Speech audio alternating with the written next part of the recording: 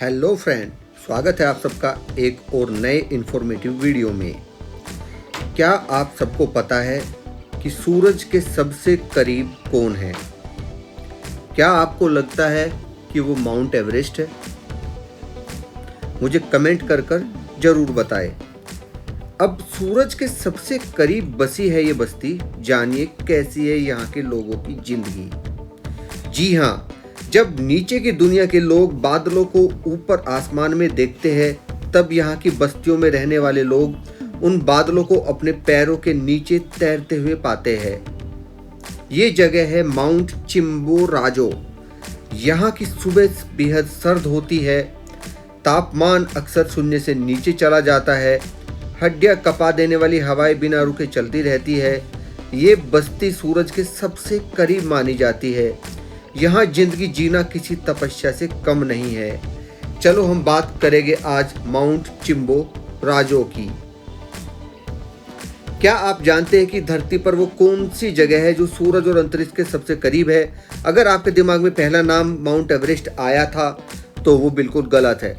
भूगोल और विज्ञान के चश्मे से देखें तो धरती का वो हिस्सा जो अंतरिक्ष में सबसे दूर तक निकला हुआ है, वह दक्षिण अमेरिका के इक्वाडोर में स्थित माउंट चिम्बोराजो है।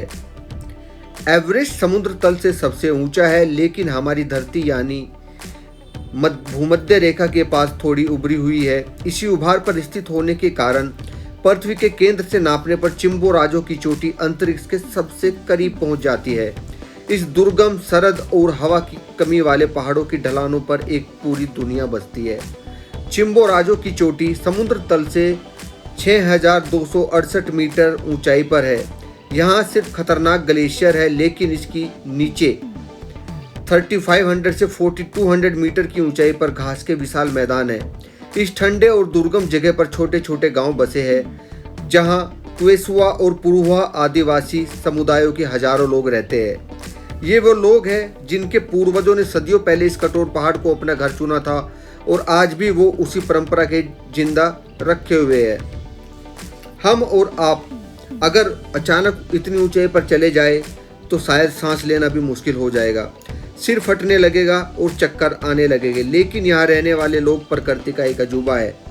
लेकिन पीढ़ियों से यहाँ रहने के कारण इनका शरीर इस कम ऑक्सीजन वाले माहौल के अनुकूल हो चुका है।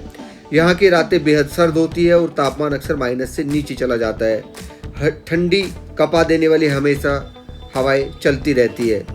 इन हवाओं और ठंड से बचने के लिए लोग मिट्टी की मोटी दीवारों वाले घर बनाते हैं, जिन्हें चोजा कहा जाता है। इन घरों की छतों पर सूखी घास की एक बहुत मोटी परत बिछाई जाती है। ये घर दिन की धूप को सोख लेते हैं और रात को भट्टी की तरह गर्म रहते हैं। लोग गर्म जड़ी बूटियों की चाय के साथ साथ आलू, चीज और एवोकाडो से बने सूप पीते हैं। मांस उनके आहार का अहम हिस्सा है। यहाँ के लोगों का जीवन खेती से ज़्यादा पशुपालन पर निर्भर करता है। यह इलाका लामा, अल्पाका और विकुना जैसी ऊन देने वाले जानवरों का घर है। इन्हीं जानवरों की ऊन से उनके पारंपरिक मोटे कपड़े और पोंचे बनते हैं, जो उन्हें इस ठंड हाड़ जमा देने वाली ठंड में काम आते हैं। पुरुषों के पारंपरिक परिधान को पोंचो कहा जाता है। औरतें लंबी ऊनी स्कर्ट और शॉल पहनती है। भूरे और बर्फीले नज़ारों के बीच उनके कपड़ों के चटक लाल, नीले और हरे रंग बेहद खूबसूरत लगते हैं। खड़ी ढलानों पर सामान्य ढोने के लिए लामा उनके सबसे बेहद और भरोसेमंद साथी होते हैं।